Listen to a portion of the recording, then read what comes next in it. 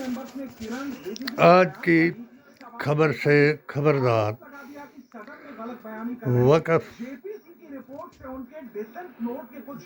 Board के bill पर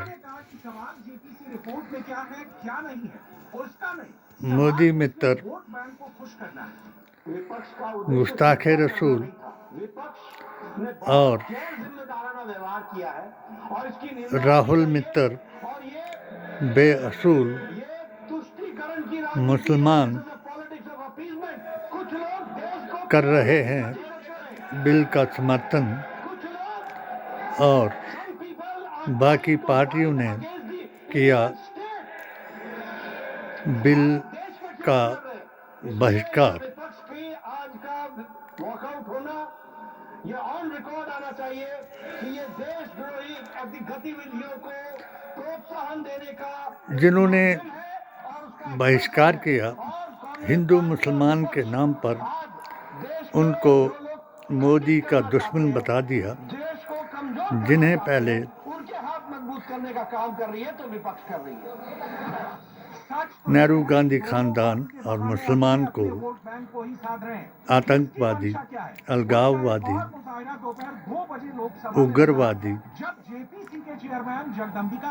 urban नक्सली, मंगलसूत्र चोर, आरक्षण विरोधी, राष्ट्र विरोधी बताया। आज उनका नाम यहाँ भी सवाल था कि जेपीसी रिपोर्ट में दूसरे सदस्यों की बातों को जगह नहीं दी गई। स्पीकर ने जब विपक्षी सांसदों को बोलने मोदी दुश्मन बताया। कौन है मोदी दुश्मन? मैं अमित शाह ने मामले को संभालने की कोशिश HHAQ के चैनल द्वारा अपने बयान से, भारतीय संविधान से और कुरान से बताऊंगा। इंशाल्लाह मुसलमान भारतीय संविधान के पक्ष में वोट देंगे और अपने आकाए दो जहां रसूलुल्लाह के दीन में शामिल होकर के अपने अकीदे को दुरुस्त करेंगे। राज्यसभा में हुए बवाल के बाद सरकार को अंदाजा लग गया था कि लोकसभा में भी इसी मुद्दे को लेकर हंगामा होगा। इसीलिए सरकार की तरफ से तुरंत मामले को निपटा लिया गया। जो बात अमित शाह ने कही, उसी बात को आगे बढ़ाते हुए स्पीकर ने ये कहकर मामले को शांत करने की कोशिश की कि अपोजिशन मेंबर के डिसेंट नोट को जेपीसी रिपोर्ट के एनेक्सर में शामिल कर दिया गया है। विषय आप जो मेरे से वक्फ बोर्ड के माननीय सदस्य मिले थे और वक्फ बोर्ड के माननीय सदस्यों ने जिन जिन विषयों को उनके साथ चर्चा के बाद हुआ है, उनको मैंने एनेक्सर में उनको शामिल कर लिया गया है। लेकिन इसके बाद भी विपक्ष के नेता सरकार पर मुस्लिम विरोधी होने का आरोप लगाते रहे। विपक्ष के मुस्लिम सांसदों ने तो यहां तक आरोप लगा दिया कि वक्फ बिल लाने का मकसद ही मुसलमानों को परेशान करना है। हम इसका कंडेम करते हैं और दूसरे जो JWC में ऐसे स्टेक होल्डर्स को बुलाया गया जिनको भारत के संविधान पे कोई भरोसा नहीं, जिनके ऐसे ऑर्गेनाइजेशन को बुलाया गया जिनके ऑर्गेनाइजेशन के मेंबर्स आतंकवादी केसेस में अरेस्ट हुए हैं, मर्डर चार्जेस उनके ऊपर हैं, ऐसे लोगों को बुलाया गया है। और इसमें जो एडिशनल अमेंडमेंट्स जो बीजेपी और एनडीए ने पेश किए, वो तो उसको और बदतर करता है। आप बताइए कि कैसे मुस्लिम वक्फ प्रॉपर्टीज में नॉन मुस्लिम को मेंबर रखा जाएगा? कैसे आप कलेक्टर नबाब ऑफिसर्स को पावर देंगे? कैसे कलेक्टर डिसाइड करेगा कोई वक्फ प्रॉपर्टी है या नहीं? कैसे आप EYQ प्रॉपर्टीज को का सेक्शन खत्म कर रहे हैं? कैसे आप लिमिटेशन एक्ट को अप्लाई कर रहे हैं जो हिंदू धर्म के प्रॉपर्टीज के ऊपर सिख धर्म के और क्रिश्चियन धर्म पर अप्लाई नहीं होता है? तो ये सिर्फ और सिर्फ ये सरकार आइडियोलॉजिकल बुनियाद पर मुसलमानों को अपनी वर्शिप से महरूम करने के लिए, क्योंकि वक्फ मुस्लिम समाज के लिए एक इबादत है, उसको छीनने के लिए ये बिल लाया जा रहा है। जो कम संख्या वाले हैं उनको रगड़ नहीं सकते हो, लेकिन इस सरकार को तो अपना एजेंडा चलाने के लिए एक को टारगेट बनाया हुआ है। जैसे हिटलर ने यहूदियों को बनाया हुआ था, इन्होंने मुसलमान को बनाया हुआ है। इनका टारगेट हर चीज में मुसलमान है, हर चीज में मुसलमान को निशाना लेना है। इतिहास के अंदर काले अक्षरों के अंदर लिखा जाएगा कि देश के अल्पसंख्यकों के साथ किस प्रकार से सरकार ने उनके मिले हुए अधिकार जो संविधान ने उनको दिए उनको कुचलने का काम कर देंगे। जिस प्रकार से आज पूरी प्रक्रिया को अपनाया गया वो पूरी तरह से का मेरा बयान स्वीकार्य नहीं हो सकती। हमारे 2013 आप विरोध भी के अपने हिसाब से तय करेंगे कि उसके अंदर क्या है। मोदी मिशन मुस्लिम मोर्चा के महामंत्री उसका मुस्लिम वोट बैंक उतना ज्यादा तेज रिचार्ज होगा। इसीलिए चाहे समाज हिमाचल पार्टी प्रदेश हो या फिर ममता बनर्जी की पार्टी और सबको AISSJ aggressive रहे। ऑल इंडिया सुन्नी सूफी जमात के कन्वीनर सभी जो मेंबर्स थे इस कमेटी में उनकी कोई भी PDA के जो पॉइंट कोऑर्डिनेटर विपक्ष के सदस्य द्वारा कमेटी में डॉक्टर तो वो शेख नहीं के माने बयान गए। पर और ये मनमाने दें तरीके से ध्यान। सरकार कहीं ना कहीं ध्यान भटकाने के लिए हमने आखिरी दिन ये बिल लेकर आई है हाउस में, क्योंकि जहां सरकार ने 50 पूरे लाख, भारत के 65,000 करोड़ मुसलमानों ने बजट पेश किया है। वहीं ये लोग किसानों के मोदी मुद्दे जी पे के और 3 साल हमारे जो युवा साथी हैं उनके मुद्दे में कोई जवाब नहीं दे पा रही है। का समर्थन किया गौतम अडानी पर और मोदी जी के जवाब पर शुरू हो गई है पॉलिटिक्स। मोदी ने अपने 16 जवाब से कानूनों का कर दिया। राहुल गांधी समर्थन कहेंगे, करके पर होगी बात कहानी कुर्सी की मेज उन और पर सभा के साथ दोपहर 1 बजे। भारतीय संविधान, नबी की जुबान और मुताबिक कुरान उनके पक्ष में फतवा दिया।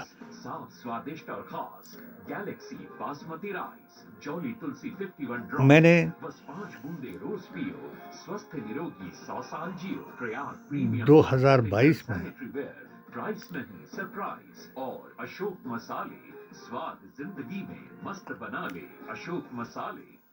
What makes you so in attractive? 3 गा की वजह से मोदी मिशन को छोड़ दिया।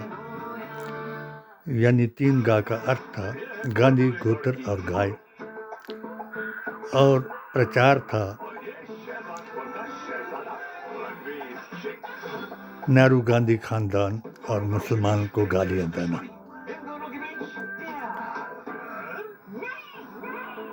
ये चुनाव उन गालियों की वजह से दूसरा चुनाव जीत लिया। तीसरा चुनाव जब 3 वाह पर आधारित हो गया।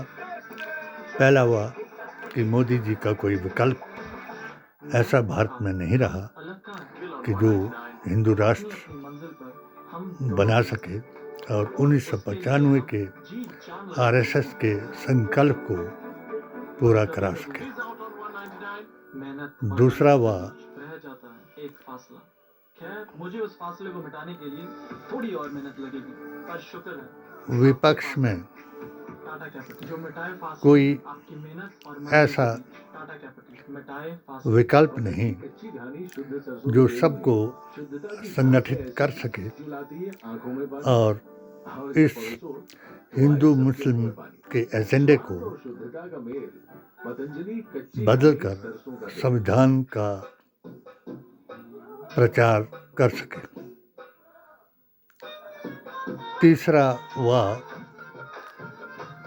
जो मैंने अपनी पेटिशन में लिखा, विनाश काले विपरीत बुद्धि, मैंने 7 सूत्रीय पेटिशन गृह मंत्रालय, रक्षा मंत्रालय और प्रधानमंत्री PM ऑफिस को एक पेटिशन दायर की और कश्मीर की समस्या धारा 370-35A और अलगाववाद, उग्रवाद, आतंकवाद का विश्लेषण करके आपके डेली खाने में न्यूट्रेला सोया मिलाएं, जिसमें है 52% सदर शरीफ में न्यूट्रेला पुलाव, पराठा वक्फ बोर्ड की प्रॉपर्टी पर सादी सब्जी नहीं। सरकार के कब्जे का विरोध किया और जिनके पूर्वजों की ये प्रॉपर्टी थी उनको ये वाला स्वागत वापस दिलाने और जिनका पूर्वज यहाँ नहीं रहे, पाकिस्तान चले गए, उनको सरकारी संपत्ति घोषित कराने की अपील की, जो सुप्रीम कोर्ट से 2023 में इसका फैसला हूबहू वही हुआ। और आज फिर हमने एक सूत्रीय कार्यक्रम मोदी जी को प्रेषित किया कि मुसलमान तंजीमों के अध्यक्ष मुसलमान होने चाहिए, मगर इन्होंने जो कानून बनाए, यानी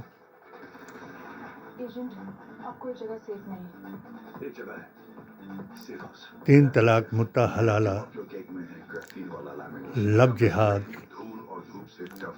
धर्म परिवर्तन, धर्म वापसी, उनको तोड़ाने के लिए इन्होंने धर्म वापसी को जायज़ बताया और धर्म परिवर्तन को ईसाइयों और मुसलमानों के नाम लगाया। आज कौन नहीं जानता कि ट्रंप के साथ मोदी जी की दोस्ती का क्या कारण है और मोदी भक्तों का मोदी मोदी कहने का क्या कारण है। आज मैं उस वक्तव्य को दे करके, क्योंकि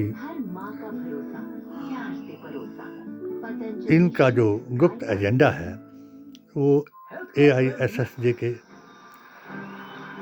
खिलाफ है, जिस जमात के जरिए से दीन इस्लाम भारत में आया और वली हिंद ने गंगा जमनी तहजीब और हिंदू मुस्लिम एकता का प्रेम बढ़ाया और अपने करिश्मों से कल की अवतार आदम से लेकर के आज तक का वेद पुराण, गीता ग्रंथ और कुरान से हर सबूत दिखाया, मगर हर सबूत जो इस्लाम एक शांति का पैगाम है और इस शांति के पैगाम को गुस्ताखे रसूल ने क़यामत के आसारों में बदल दिया, जिसका मैंने बयान किया। मैं 2 बयान दे करके आज फिर मुसलमानों से आवेदन करूंगा कि भारतीय संविधान के लिए,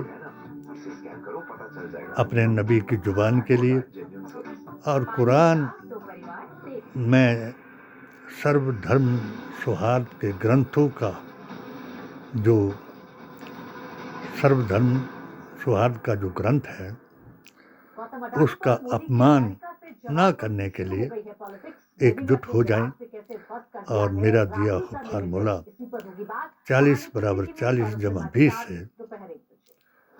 इनके 80-20 के फार्मूले को बदल कराएं, क्योंकि अब दिल्ली चुनाव में ये साबित हो चुका है कि महाकुंभ के कारण 80-20 का फार्मूला दिया गया और गुस्ताखे रसूलों को अपने साथ मिला करके जो लव जिहादी हैं और इनके दामाद भी हैं, उनको उकसाकर मुसलमानों को धर्म वापसी करने का आह्वान किया गया। 3 आदमियों ने कुंभ के बारे में जो बयान दिया और मुसलमानों को कहा, जिसमें एक जितेंद्र है, वसीम से वो जितेंद्र बने, और रूबिया लियाकत हैं, जिन्होंने उस वक्त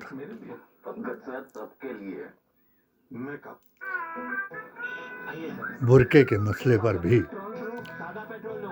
और धीरेन्द्र शास्त्री द्वारा मुसलमानों के खिलाफ चलाए गए अभियान पर भी अपनी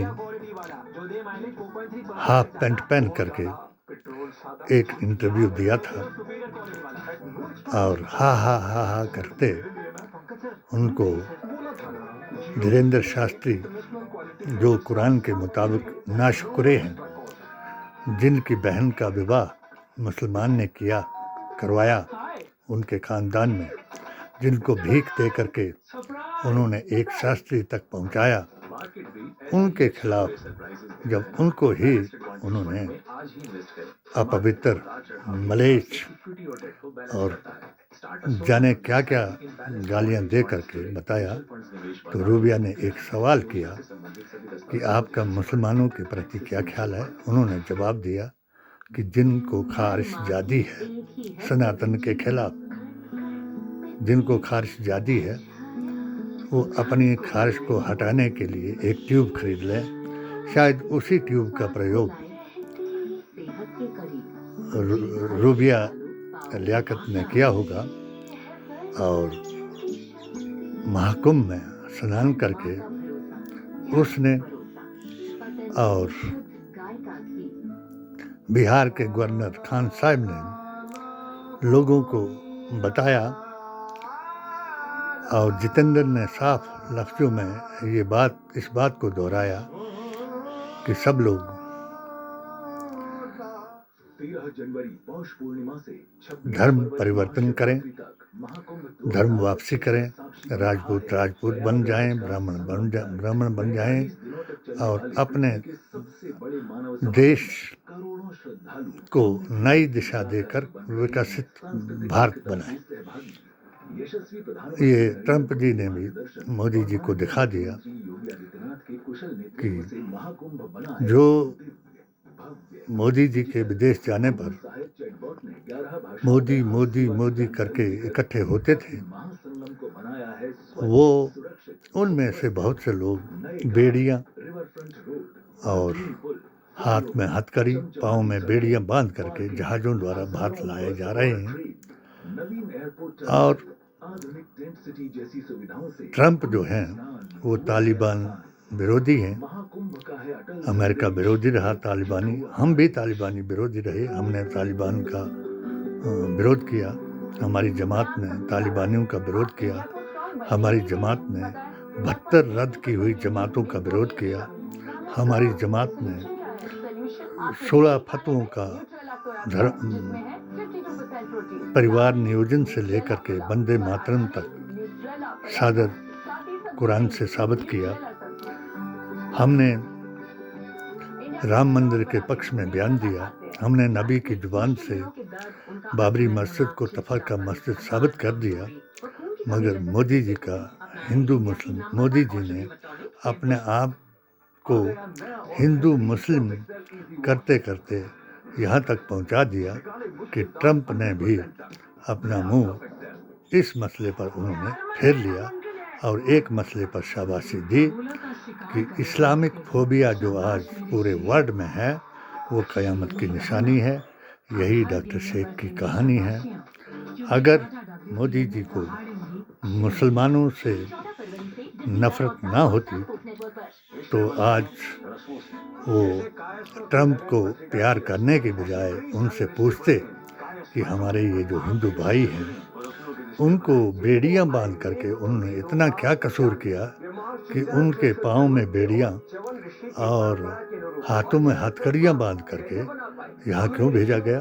मगर इससे साफ साबित है कि मोदी जी का मुख्य एजेंडा जो है, जो भारतीय संविधान को बदलना और भारत को हिंदू राष्ट्र बनाना है, जिसके लिए हमने सादर इस फतवे को भी हमने कि अगर जिन्ना जैसे बदअकीदा और बदअकीदा आदमी की इक़्तिदा की उन जमातों ने, जिन जमातों ने भारतीय एकता और अखंडता को तोड़ दिया और पाकिस्तान बना दिया, उसी तरीके से अगर ये गंगा जमनी तहजीब को तोड़ते हैं तो 22 करोड़ मुसलमानों को अगर ये बी टीम यानी दूसरे दर्जे का नागरिक बनाना चाहते हैं तो इस बात के लिए इनको ये भी सुनिश्चित करना पड़ेगा, क्योंकि अब कोई भी मुसलमान देश छोड़ करके नहीं जाएगा। मुसलमानों ने ही भारतीय संस्कृति और संस्कारों को उजागर करने के लिए, जीवित रखने के लिए जफर से लेकर के आज तक ऑल इंडिया सुन्नी सूफी जमात का अभियान चलाया। उसी तरीके से इनको बताना पड़ेगा कि अब ये मुसलमानों के लिए कौन सा देश देंगे? अगर जो मुसलमान धर्म वापसी नहीं करेंगे तो वो कितनों को कत्ल करेंगे और किस तरीके से हिंदू राष्ट्र की स्थापना करेंगे? हिंदू राष्ट्र अगर ये संविधान के मुताबिक बनाते तो इसमें हमें कोई वो नहीं थी, मगर इस्लाम के नाम जिस तरीके से एक नापाकिस्तान को बद अकीदा बद परहेज जमातों ने बनाया, उसी तरीके से अगर ये हिंदुत्व के नाम पर सनातनी सुन्नी की मुखालफत करके उनको ख़त्म करके अगर ये गुस्ताखे रसूलों को ले करके हिंदू राष्ट्र बनाते हैं तो शायद इनको अपना फैसला वापस लेना पड़ेगा। ये कहानी कुर्सी की है और सौरभ शर्मा जी कुर्सी जो है इंडिया टीवी जरूर मोदी जी को दिलाएगी और इस बिल को भी पास कराने की कोशिश करती जाएगी। लेकिन आज विशेष मौका है प्रधानमंत्री नरेंद्र मोदी की अमेरिकी यात्रा, और यात्रा कामयाबी के साथ पूरी हुई। प्रधानमंत्री भारत के लिए रवाना हो भी चुके हैं और इस यात्रा में जाते वक्त बहुत सारे सवाल थे, क्योंकि ट्रंप जब से दूसरी बार राष्ट्रपति बने अमेरिका के, वो जिस अंदाज में और जिन तेवरों के साथ फैसले ले रहे हैं उनको पहले ही अनप्रेडिक्टेबल कहा जाता था और अब तो कहने ही क्या। और आते ही उन्होंने जिस किस्म के फैसले लेने शुरू एक ही फैसले के लिए ट्रंप ने मोदी जी को अपना फ्रेंड बताया, मित्र बताया, सराहना की। वो फैसला है कि इस्लाम से नफरत करना। वही जो कुछ मुसलमान कह रहे हैं कि मोदी जी जो अमेरिका ने उस वक्त ईसाइयत के नाम पर यहूदियों को हिटलर ने कुचल दिया था, उसी तरीके से अगर मोदी जी मुसलमानों को कुचलना चाहते हैं तो ये मुसलमानों को सोचना चाहिए कि सर्वश्रेष्ठ दीन है ये। दीन का अर्थ है व्यवस्था और सर्वश्रेष्ठ अवतार का कलमा पढ़ने वाला ये है। सर्वश्रेष्ठ अवतार आदम से लेकर के कल की अवतार हुए, जिन्होंने कहा कि जिसकी ज़बान से, जिसके किसी अहकाम से और जिसके किसी दुनियावी काम से दूसरे को नुकसान पहुँचे वो मुझसे नहीं है। जब कोई भी मुसलमान हिंदू या किसी यहाँ हिंदू मुसलमान के लिए कुरान नहीं आया। कुरान एक हिदायत है परहेजगारों के लिए। जब सब बदपरहेज हो जाएंगे, हरामखोर हो जाएंगे, तो तभी जो है कल की अवतार की बात को झुठलाएंगे और हर जगह नफसी नफसी होगा और एक दूसरे को भाई भाई से कत्ल कराएंगे। और आखिरी अवतार के आखिरी इमाम